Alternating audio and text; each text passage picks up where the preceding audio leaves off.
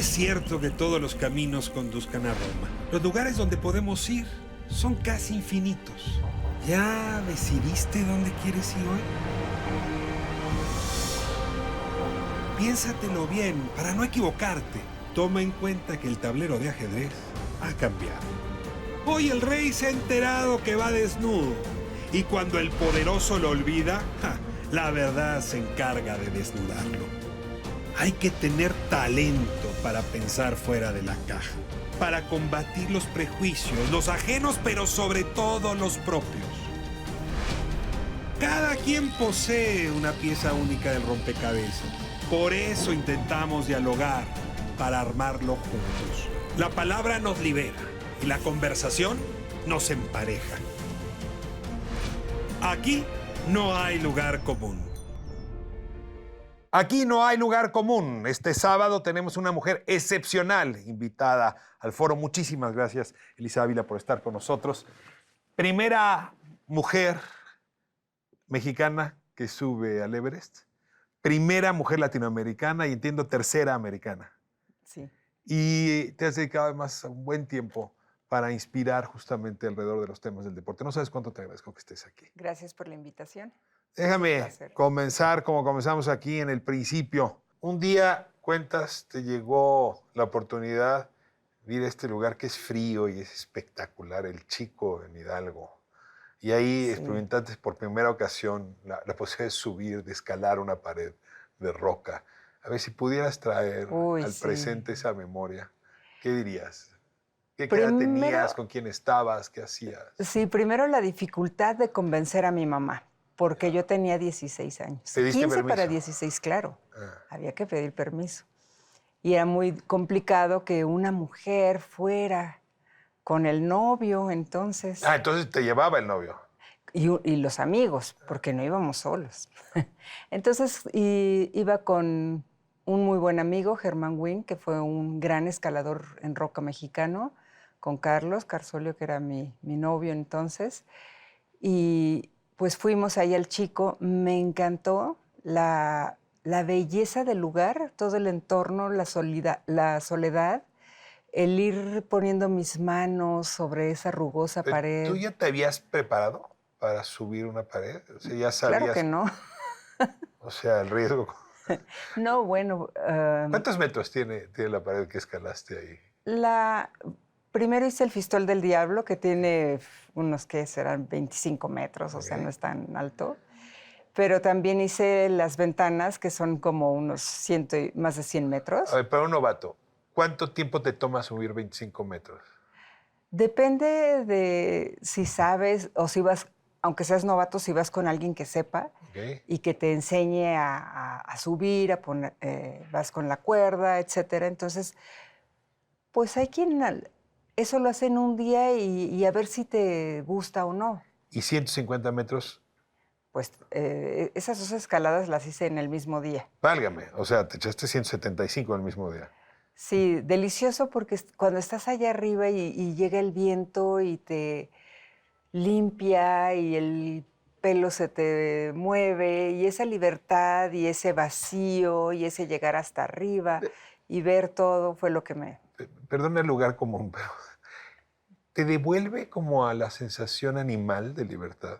O sea, ¿te vuelves más parte de la vida animal y de la naturaleza que...? Es una comunión muy profunda, sí, definitivamente. ¿Eres budista? Sí. ¿Y está ligado, digamos, estas experiencias con el budismo? ¿Hay pero... religiones más próximas al escalador que otras? No lo sé, pero sí hay una sensación de pequeñez tuya ante esa magnitud, de esa magnificencia, pues, de... ¿Cómo pasas del Chico Hidalgo al Everest? O sea, es un trayecto muy largo. Muy largo. De más de 25 metros, digamos. Bastante más. Pues, entra al cuerpo la necesidad de escalar y ¿cómo te vas conduciendo para ir hacia allá? Yo creo que es importante en la vida que llevemos el tomar las oportunidades, el estar abiertos de mente, corazón, a todo lo que se presenta en la vida y no forzarlo. Yo escalaba en roca y ese era mi mundo. las verticales, más de 1000 metros, el Capitán en Yosemite, en las Rocallosas. Y hubo una gran posibilidad que fue cuando, bueno, Carlos fue a la cara sur de la Aconcagua. La Aconcagua tiene muchas O sea, facetas. continuaste escalando con Carlos. Sí. Ok. Sí, y a él en la cara sur de Aconcagua iba en una expedición mexicana que no pudieron escalar, pero él se quedó y escaló con unos polacos. Y ahí cambió la historia, nuestra historia, porque escalábamos juntos y lo invitaron a ir, invitaron entrecomillado porque había que pagar, ¿no? Muchos miles de dólares. Sí, no es un deporte barato. Para nada. Pero entonces nos convertimos en vendedores de ese sueño, de ir hacia el Himalaya. Y costó muchísimo trabajo tocar una, otra y otra puerta y se cerraban muchísimas, pero se abrían otras. Entonces... Te voy a detener un segundo ahí para los que no tenemos experiencia. Uno oye Rocallosas, el Yosemite, el Parque Yosemite, y luego dices el Himalaya y podría uno suponer que se parecen, pero parece que de la estratosfera, en realidad la única montaña que se ve muy bien es el Himalaya. O sea, sí resulta ser muy distinta al resto de las rocas que hay en este país. ¿Por qué? Bueno, si hacemos esa comparativa, escalar en Yosemite tiene que ver, las grandes montañas es hablar de altitud. Escalar en Yosemite estamos a un nivel muy cercano al mar, donde no te esfuerzas tanto, no hay esa falta de oxígeno en los pulmones y esa complejidad que existe para escalar en los Himalayas. 5,000, 6,000 metros del mar no es una... 7,000, 8,000. Okay. Hablar de los Himalayas, a los que yo fui, son los 8,000, las montañas más altas del mundo. Solamente hay 14 8,000. No está hecho para el cuerpo, o nuestro cuerpo no está hecho para los 8,000 metros. Exactamente, estamos hablando de altitudes a las que vuelan los aviones. Entonces es como estar allá arriba con el aparato despresurizado. Y tienes que preparar tu cuerpo, no solamente los músculos para poder escalar, Exacto. sino los pulmones, la mente, la oxigenación. Claro. ¿Cómo te preparas para una cosa así? Bueno, primero sí tienes que entrenar mucho aeróbicamente en la mayor altura posible. Correr, bicicleta de montaña, hacer repeticiones en las montañas que tenemos, que la verdad es un hándicap comparado con los europeos, ¿no? ¿Qué montañas tienes aquí para hacerlo? El Nevado de Toluca, el Pico de Orizaba. El Pico de Orizaba. ¿Ahí cuántos metros tienes? La más alta nuestra, 5,700, el Pico de Orizaba. ¿No te alcanza para practicar? Pues no, pero algo es algo. ¿Y te fuiste a practicar a qué otro lugar después? No, nada más aquí en México y o sea, luego del Pico viene al Everest. Pero viene la aclimatación del organismo, como decías, que primero hay que esforzarlo a 6,000, bajar al campamento base que está a 5,200, 300, luego a 7,000, bajar nuevamente, y esto hace que el cuerpo produzca más glóbulos rojos y te adaptes a esa falta de oxígeno. ¿Mujeres y hombres tenemos la misma constitución para enfrentar un reto así? Han habido mujeres que se adaptan mejor y que resisten más en largos periodos. Pero los hombres, hay más hombres también, y físicamente son más fuertes, ¿no? Muscularmente hablando. Ahora, conocemos tus éxitos, los has escrito, los has descrito, has recibido muchos premios por estos éxitos, pero también hay que hablar de la dificultad que enfrentó tu cuerpo. O sea, hoy tienes arritmia, por el tema tienes marcapasos, es decir, ¿todo esto viene de ese esfuerzo, de ese sobreesfuerzo? Los doctores me dijeron, mira, ni le busques porque los causales son múltiples. Sí. Puede ser uno de ellos. Me dijo, tienes esta solución y vívela. Y es lo que he hecho. Sí. Vivir mi vida a manera de que mi cuerpo quiere y puede. ¿Nunca te arrepentiste de haber forzado a tu cuerpo tanto? No. No porque conocí que en verdad los límites están en la cabeza. A ver, eso se dice mucho. ¿Qué quiere decir eso? Quiere decir que, por ejemplo, en la montaña, yo estuve varias veces a punto de morir. Y lo ¿Varias veces? Sí, ¿cuántas? Mínimo 3. A ver, cuenta una, la más dramática. Estar a 98 metros de la cumbre del Everest, con la posibilidad de ser la primer pareja en el mundo en llegar a la cumbre más alta del mundo y tener que volver. A 98 metros de distancia. 98 metros.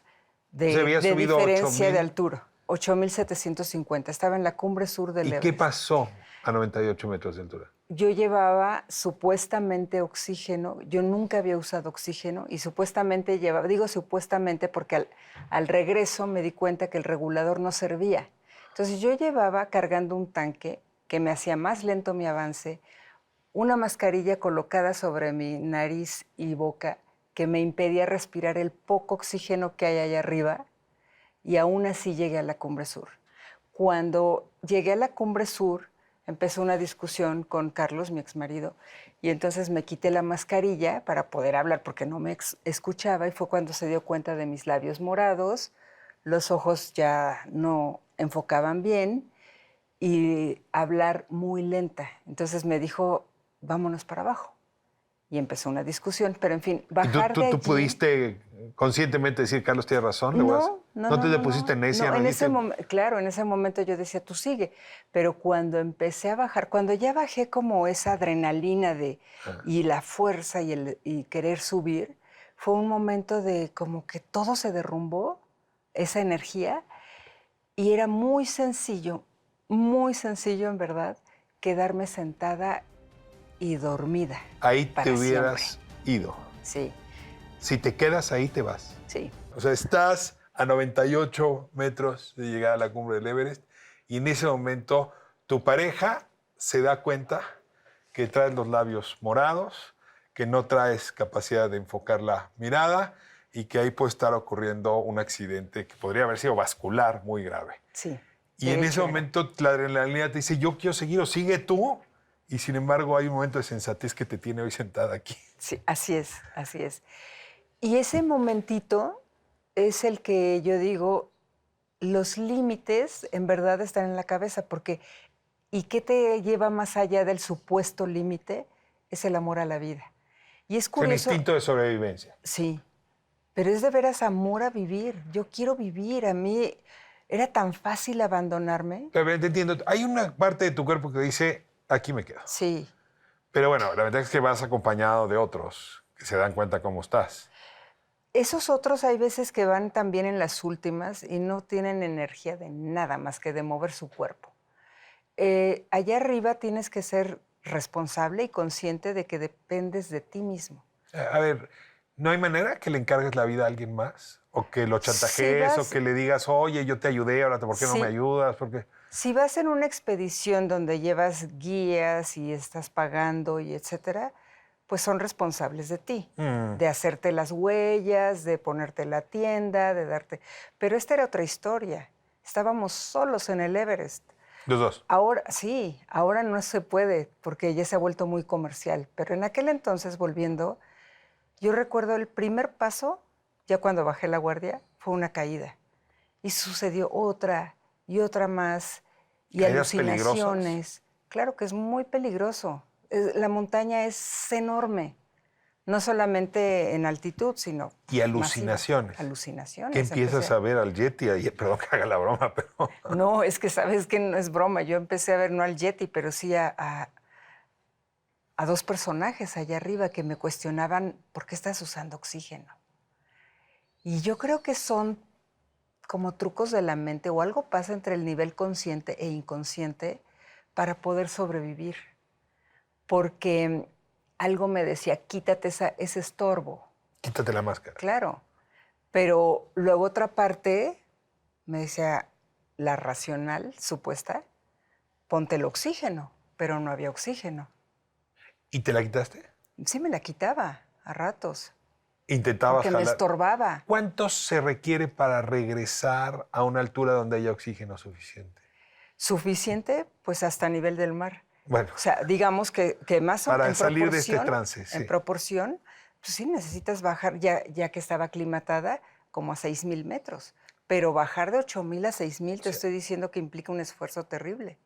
¿Cómo llegaste? Por la voz de mi ex-suegro que me dijo, hijos, por favor, si todavía tienen energía, bajen desde el campamento base. Porque se hacía una radiotransmisión en vivo desde la montaña a México. Y él era el técnico, el operador en ese momento. ¿Y esa voz la escuchabas? Uy, sí, fue la que me animó, la que me atrajo al campamento. Llegaste al campamento y ¿qué pasó? Emocionalmente estaba deshecha. Y después vino una tragedia peor, porque 5 de mis compañeros estaban en una avalancha, 6, y 5 murieron. Ese mismo día. Cuando llegué al base, sí. Entonces recibir esas noticias y esas sacudidas de la montaña es muy... O sea, ahí la montaña te está diciendo esto no es para ustedes humanos. Esto Es para extraterrestres. No, estaba diciendo, date cuenta de que estás viva y que aquí estoy yo. Son oportunidades y tómalas. Yo después lo traduje así. Después de esto seguiste escalando. O sea, no te detuvo. Tu vida se No es que no me detuvo porque emocionalmente en verdad se sufre mucho, perder a tus compañeros. Sin embargo, 3 meses después regresé al Everest, a mi segundo intento, en una temporada mucho más complicada. ¿Otra vez con Carlos? Sí. Y tuve ahí congelamiento en las córneas y tuve que bajar. Para mí fue como, qué bueno que hay un pretexto porque yo no quiero frustrar el ascenso de Carlos, ¿no? Y ya ahí Carlos siguió. Él siguió y hizo el primer ascenso latinoamericano sin tanques de oxígeno. Y de los pocos que se han hecho en el mundo. Y regresamos y yo ya no quise saber del Everest, porque en verdad fueron muchos golpes. Entonces nos fuimos a otras montañas. ¿Cuáles son otras? Así, si dijeras que te llenaron el corazón, que te llenaron el alma, que hoy convocarías a otros para que siguieran los pasos. Pues algo que me dejó con mucha satisfacción fuimos hacia la Patagonia, que son ascensos muy complicados técnicamente hablando, a pesar de que no tienen extrema altitud. Tienes que saber muy bien de la técnica de manejo de cuerdas, de moverte porque el clima está cambiando rapidísimo, el viento de más de 100 kilómetros por hora.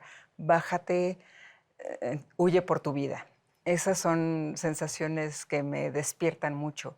Ir al Círculo Polar Ártico, donde no hay casi nadie. Éramos 3 personas escalando allá, paredes de más de 1000 metros, con condiciones también de hielo, de nieve y rutas nuevas. Empezaste a recolectar muestras geológicas. Sí. Que de pronto te han merecido reconocimientos científicos. Me sorprende un poco como esta... Yo sé que eres ingeniero, ¿no? Sí. De la UAM, pero a ver, esta otra parte como del explorador, que no es lo mismo que del alpinista, ¿cómo empieza a surgir en ti? Lo que pasa es que siempre me atrajo mucho... Bueno, yo quería ser astronauta. Casi se nota, ¿eh? Y entonces empecé a estudiar. O sea, los 8000 te parece bajito. No, siempre me atrajo mucho el aire. Y después lo compensé un poquito haciendo parapente, volando en Valle de Bravo. Y después la reconformación de la roca, que es muy importante que conozcas cómo ¿Te la está. sabes bien? Puedes decir, esta es tal roca, esta es tal, esta es tal. Pues en las que escalaba más que nada. Sí, sabes la densidad, cuál aguanta más. Sí, claro, porque tienes que saber, pues si no, se te viene todo para abajo. Pero entonces en mi carrera, en la geología, fue cuando empecé con las muestras y los fósiles, wow, todo eso. ¿Cuáles son las rocas que más te fascinan? A ver, me encanta preséntanos. el gneiss. ¿El cuál? El gneiss, que es un granito. ¿Otra vez él? G-N-E-I-S, gneiss se llama. Gneiss. Ajá. ¿Qué es eso? Es un granito un poco más descompuesto y es muy fuerte. Es una roca que cuando es el granito, pues, se empieza a descomponer. Me encanta la composición. Me encantaron las fotos de las muestras petrográficas que hicimos, que son micros, ¿no? ¿Y tienes la colección en una vitrina? ¿Has puesto Las museo? donamos a la universidad. Ah, las tiene la universidad. Y los fósiles que trajimos del Himalaya también. Te escucha uno y te quiere uno seguir escuchando. La verdad es que sí son experiencias humanas extremas que inspiran porque en algún lugar conecta con las experiencias humanas normales, ¿no? O sea, Sí. cómo te relacionas, por ejemplo, en este sentido, con que a otro le vaya bien y con que tú no subas, ¿no? Cómo te apoyas, cómo haces que la mente se libere, ¿no? Y no sea tu cuerpo quien te limite. En fin, uno te escucha y en realidad inmediatamente empieza a conectar con la experiencia propia. Y decidiste contar estas historias. Y te diste ahora la tarea de escribir. Hay una parte de ti como escritora que ha sido muy importante. ¿En qué momento das ese paso? ¿Cuándo dejas la cuerda por la pluma? Bueno, todavía escalo a nivel recreativo en roca y lo hice porque en las conferencias que doy, donde hago esta similitud de todos los obstáculos que atraviesas y que realmente todos tenemos ese potencial para salir adelante y alcanzar nuestros sueños, nuestras cumbres, constantemente me decían, oye, ¿cómo puedo llevar el mensaje a mis hijos, a mi esposa y a la familia en general, a mis amigos? Por más que les cuento la conferencia, no me sale igual, te decían. No, escribe un libro y escribe un libro. Entonces hice ese libro en donde narro las experiencias, pero las transmito a manera de un mensaje de una enseñanza que me dejó. Cada montaña me ha dejado una enseñanza muy profunda y la quiero compartir con la gente. No solo hablaste del Everest, hablaste de los Himalaya. Sí. A ver, ¿por qué? Porque el Everest es la montaña más alta del Himalaya. El Himalaya es la cordillera más extensa del planeta. Claro, pero uno podría centrar la mirada en el Everest o hablar de la cordillera. Exactamente. Y me llama la atención que hayas escogido como título los Himalaya. Sí, es que en los Himalayas tiene 2.500 kilómetros y ahí están las montañas más altas del planeta. Los 7.000 también, que después se transforma el nombre y se va hasta Rusia, ¿no? Empieza desde la India, Sikkim, y Nepal, Pakistán, Afganistán y se va. Entonces ahí son las montañas más altas del mundo. Cierro con una última pregunta antes de nuestras conclusiones. El viaje, ¿qué significa para ti viajar? Ahora que hablabas de esta cordillera, se antoja uno recorrer contigo esos 2.000 kilómetros. Cuando preparas un viaje, cuando lo logras, cuando regresas, ¿qué es un viaje para ti? ¿Cómo lo ligas con la vida? Un viaje es parte de la vida y en un viaje y en el viaje de la vida hay que estar abierto a todas las enseñanzas y experiencias.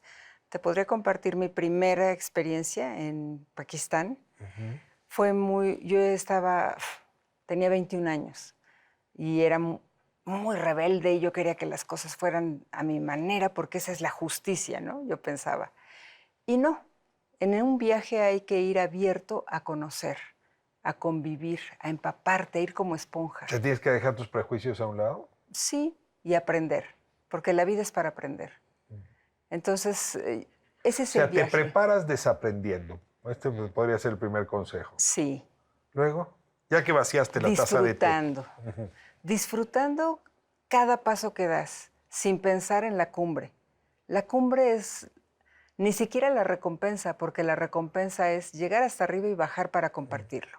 Compartir es muy importante para mí. Contar el viaje es tan importante como hacerlo. Sí.